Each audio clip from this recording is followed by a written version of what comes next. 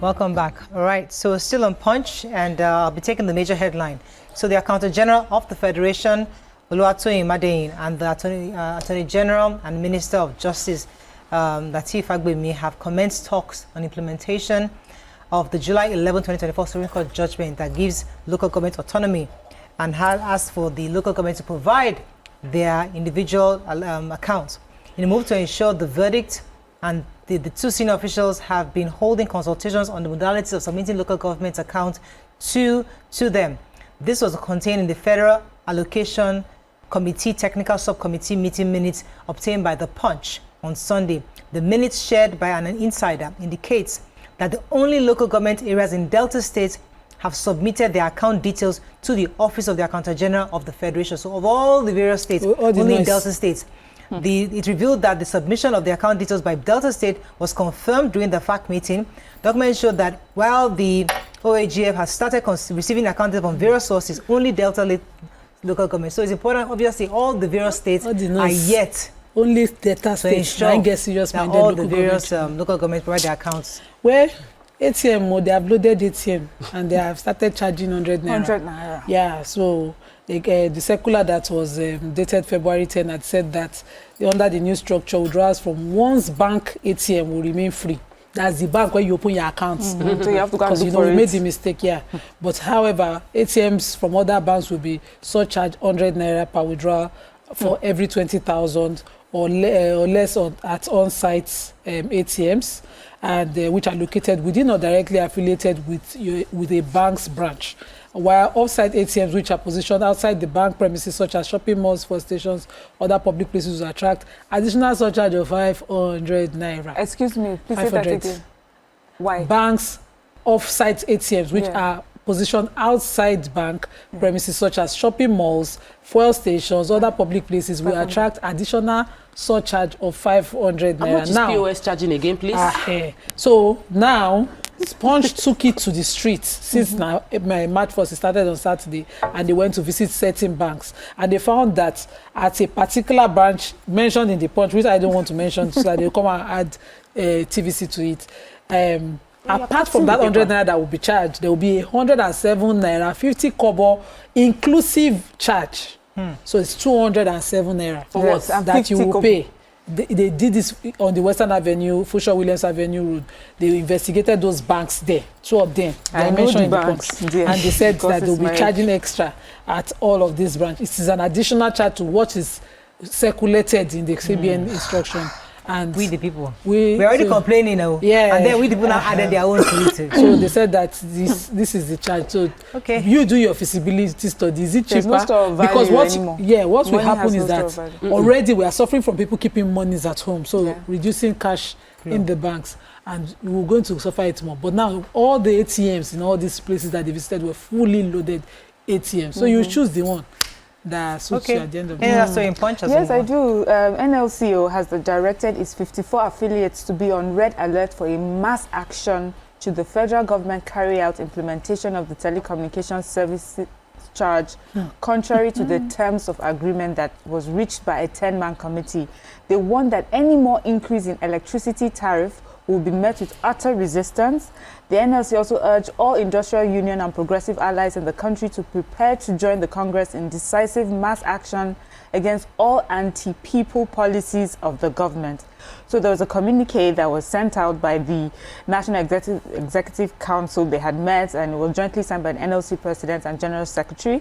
And he says, having extensively discussed these existential threats to the working class of the broader Nigerian masses, NEC in session resolves as follows.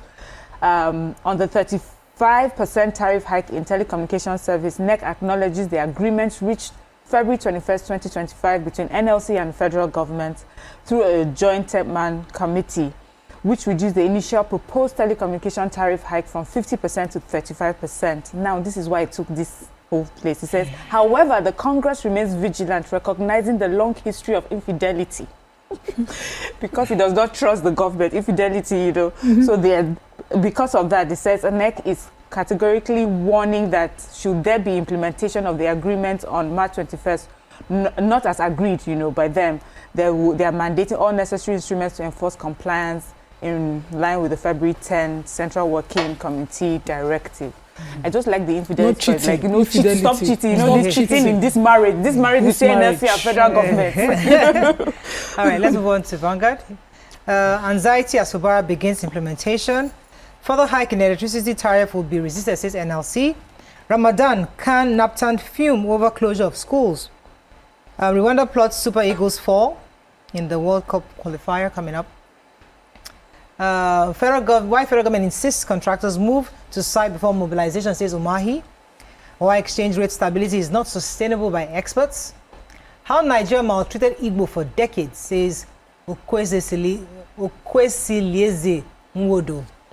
State of the nation, Nigeria flowing with tears and blood, says Anglican Church. And Lagos Assembly crisis plots to return Obasa thickens. Okay, which story? The economy. Yeah, go ahead. So the indications, while Nigerians are rejoicing and celebrating the fact that there seems to be a bit of stability within the forex and even appreciation, because in this we've had a 1,665 to $1 high this year, and right now dollar has dropped by 9.61% in the parallel market to 1,505 to $1. They said this is not an indication of hope, or that we should not, it can't be sustainable.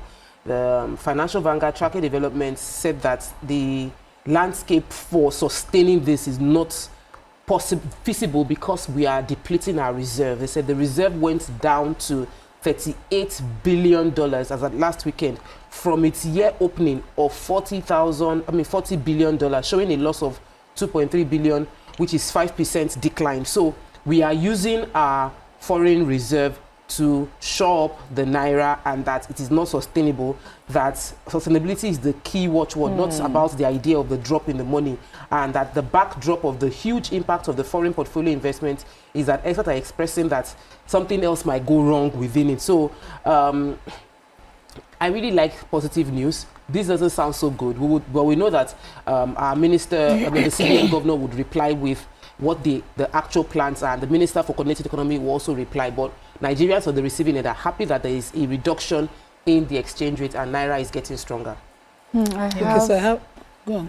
With the Ramadan, Khan and Naptan, they're fuming over the closure of schools in some states in the north. So the Christian Association of Nigeria and the National Parent Teacher Association of Nigeria, NAPTAN, have rejected the decision of some northern state governors to shut down primary and secondary schools during the month of Ramadan because of fasting.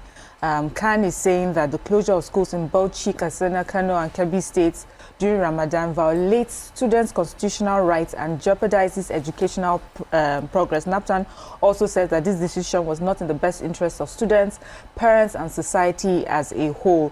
And as we know, education, they say education is fundamental rights, foundation of progress, and this will disrupt academic schedules and threatens the advancement of millions of students. Also, these are states that already face alarming rates of out-of-school children, averaging 44%, which is far exceeding the national average, and that this lack of broad consultation, inviting stakeholders to come to this decision, they didn't do any of that. That is also worrisome.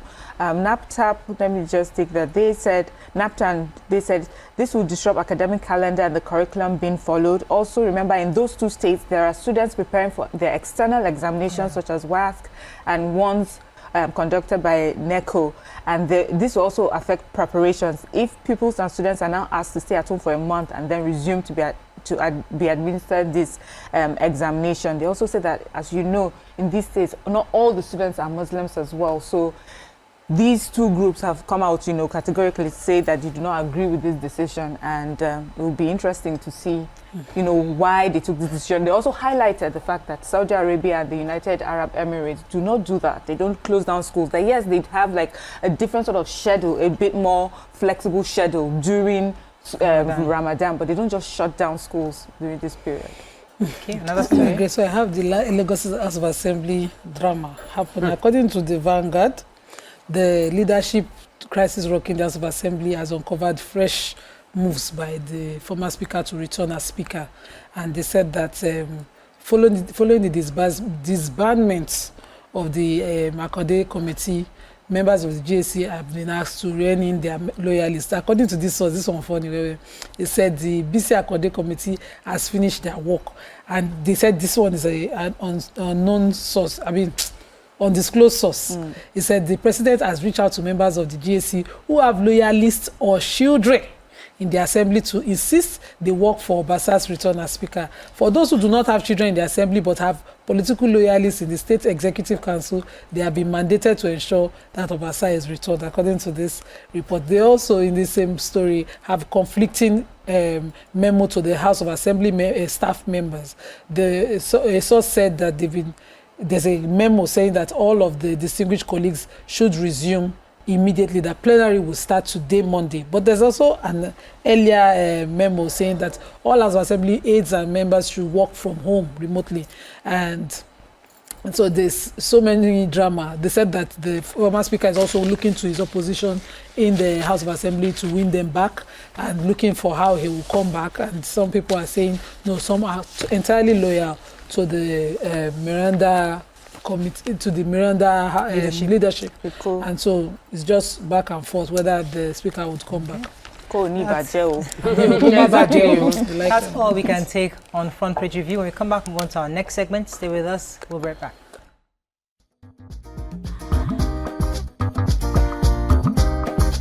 Stay tuned. Your View will be right back.